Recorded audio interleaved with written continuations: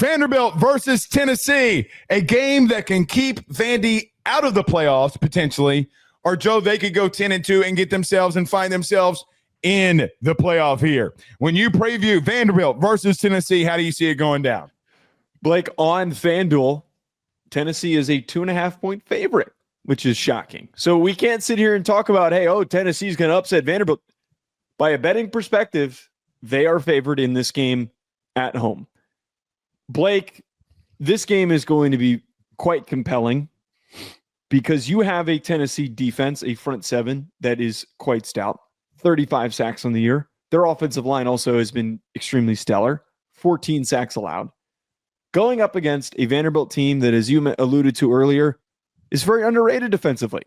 They have had a lot of performances in the run game where they have completely shut out their opponents. Bishop's going to have a tough time finding space on the ground.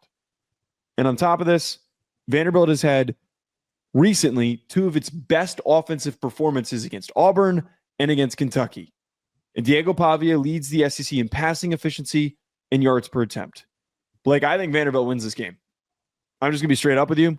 I think that Vanderbilt's offensive success dealing with a defense for Tennessee who has been completely brutalized through the air. They can't stop a soul through the air. They got a good pass rush. They give up so many big plays. And I know that hasn't necessarily been Vanderbilt's bread and butter. That has not been the way that they have successfully moved the ball down the field. But over the past couple of games, Diego Pavia has been electric through the air. And I think the same thing is going to apply in this matchup where they're going to have an easy time completely embarrassing this Tennessee secondary.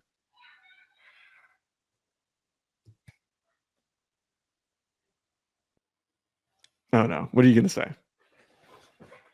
What are you going to say? There's a small chance that some popped off shit's about to happen. That's all I'm about to say. In terms of the rankings? No. What is it pertaining to? Let's move on here. All right, go ahead. Joe, when I preview Vanderbilt versus Tennessee, I look at a situation where I don't want to put a game in a bubble. Like, if this thing happens or doesn't happen, Vandy's going to lose. Can Joey Aguilar not turn the ball over? Can he play clean football? You're not a bad team. Joe, this is a good team in Tennessee. Can they find a way for their quarterback not to turn the ball over? Because let me tell you what Vandy's about to do to you. They're going to be one of the top teams in time of possession. They're going to keep the ball away from you. They're going to do misdirection. They're going to be downhill. You're not going to be able to run the football on them, which, Joe, who has? Maybe Auburn, but I mean, okay. This team has been really good. Joe, am I about to say that Vanderbilt, if Joey Aguilar continues to turn the ball over and be turnover prone, that Vanderbilt's going to find themselves backdooring this playoff here? Because that's where I'm leaning. Like, nothing else comes into factors for me when I have a guy in a big situation who turns the ball over. Cool, you didn't technically do it against Georgia a lot. You almost did. And then you did it against Bama. You did it against Oklahoma. Joe, every playoff team that he's faced so far, either he has turned the ball over once, gotten lucky and the ball not get turned over, and you're going up against another one. Your biggest games, Tennessee fans, you're turning the ball over way too much. Can you run the ball on the run defense that, Joe, is top 20 in the country in yards per game on the ground? This tempo, get to Vanderbilt. Listen, this has been a fantastic story with Vandy. By all logic and things that I think of this game, I just got to believe that weird stuff happens and that none of us predicted. And I actually ridiculed Diego Pavia for saying that they would be a playoff team. And he proved me wrong. So for that, I'm officially saying no more Diego Pavia hate from me. I'm on the bandwagon. Go seize what you said in the preseason. You know, we always forget what we talk about in the preseason. We laughed at the world laughed at Diego Pavia when he said, yeah, brother, we're a playoff team. I think we're a national title contender. Okay, well, a contender means you make it to the playoff for me. All right, you're in there. Go contend for it. Go do it, brother. I'm on your bandwagon now.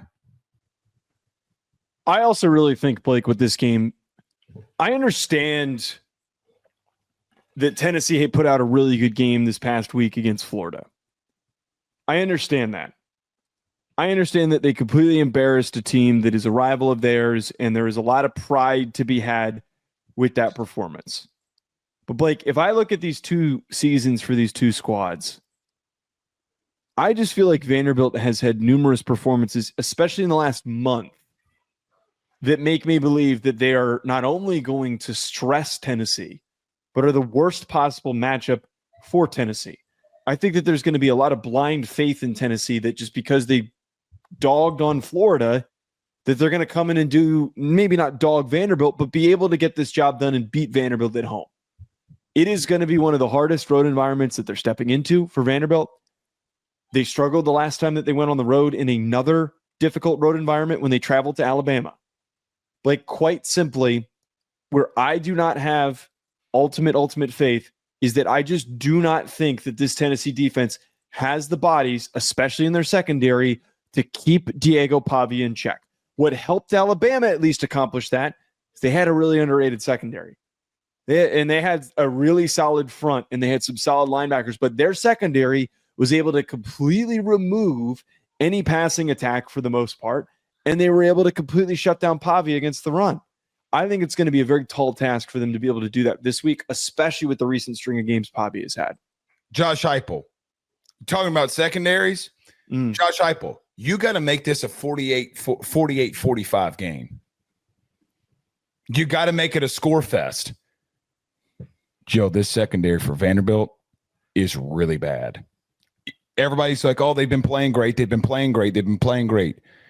And since Texas, since Auburn, they've been massively exposed.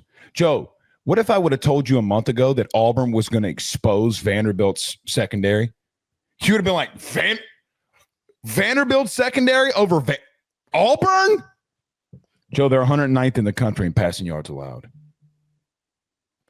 If Joey Aguilar doesn't turn the ball over, the flip side of the coin that I just brought up earlier, you talk about rivalries and upsets and falling short.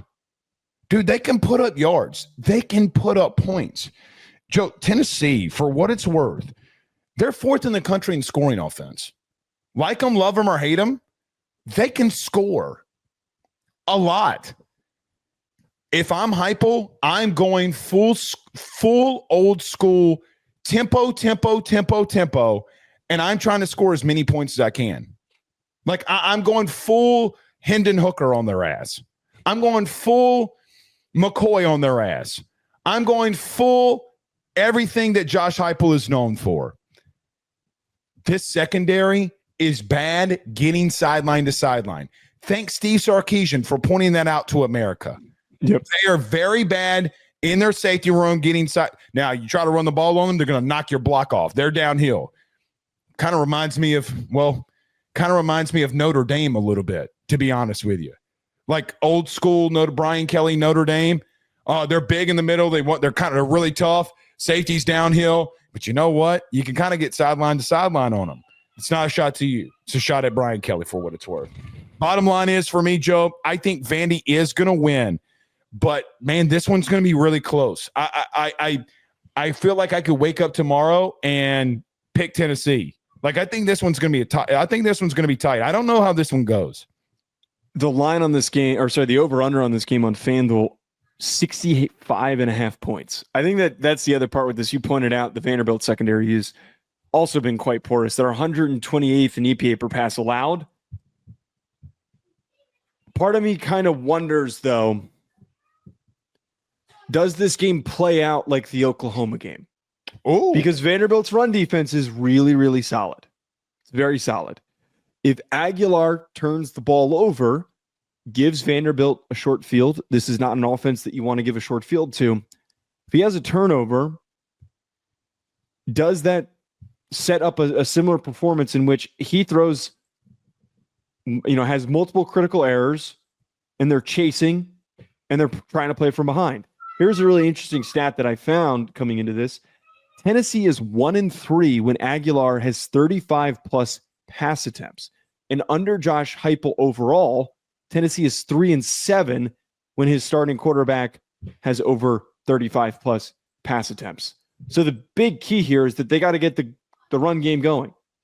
They got to get Bishop going. They got to get everything flowing on the ground early, because the minute that they have one bad play, they turn the ball over like they did against Oklahoma and the momentum shifts and they start chasing and he starts throwing every single play, that there's quite literally statistical proof to show that they are not equipped to survive a game like that. That to me is like, how by halftime, I think Blake will have an understanding of how the game's going to transpire. I think that we're going to have a really clear picture on if Tennessee is behind and they have to jump their way back in, they're down by 10 points. That will set them up for a doomed outcome, because, again, this season they have failed when they have been placed in those spots. I am really containing something right now. No, okay. Tell me after. Well, Dellinger is reporting that Florida has started interviewing other candidates. Oh.